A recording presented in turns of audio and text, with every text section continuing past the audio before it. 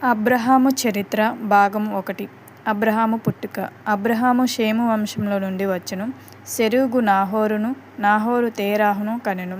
తేరాహు అబ్రహామును, నాహోరును, హారానును కనెను. తేరాహు 205 సంవత్సరముల బ్రతికి హారానులో మరణించెను. తేరాహు కుమారుడైన హారాను తన తండ్రి కంటే ముందుగానే మరణించెను. అబ్రహాము తమ్ముడైన హారాను తన పుట్టిన దేశమందలి కల్దీలోని ఊరాను పట్టణంలో మరణించెను. ఆదికాండం 11:22-32. దేవుడు పిలుచుకొనుట. అబ్రహాముకు 75 సంవత్సరముల వయసులో దేవుడు అబ్రహామును పిలిచెను. అప్పుడు అబ్రహాము హారానులో నుండి లేచి కానాను దేశానికి బయలుదేరెను. అక్కడ నిన్ను ఆశీర్వదించి గొప్ప జనాంగముగా చేసెదను అని దేవుడు అబ్రహాముతో చెప్పెను.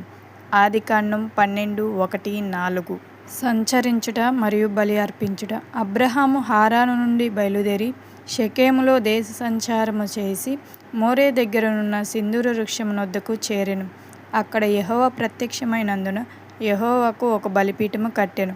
ఆదికాండం 12:6-7. కరువు. అబ్రహాము గారు షెకెము నుండి హాయికి మధ్య గుడారము వేసి అక్కడ యెహోవాకు బలిపీఠము కట్టి యెహోవా నామమున ప్రార్థన చేసెను. అబ్రహాము ఇంకా ప్రయాణము చేయుచు దక్షిణ దిక్కుకు వెళ్ళెను. అక్కడ కరువు భారముగా ఉన్నందున ఐగుప్తునకు వెళ్ళెను. ఆదికాండం 12:8-10. శ్రమ. అబ్రహాము కరువు వలన ఐగుప్తు దేశంలో నివసించిరి. అబ్రహాము భార్య అయిన శారాయి మిక్కిలి సౌందర్యవతి. ఫరో అధిపతులు శారాయిని చూచి ఆమెను పొగుడుచుండిరి. ఇందువలన శారాయి ఫరో ఇంటికి తేబడెను.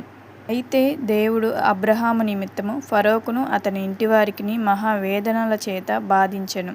ఈమె నా సోదరి అని ఎలా చెప్పితివి? ఈమెను నా భార్యగా చేసుకొందునేమో అని గదా? ఇదిగో నీ భార్య, ఈమెను తీసుకొని పొమ్ము.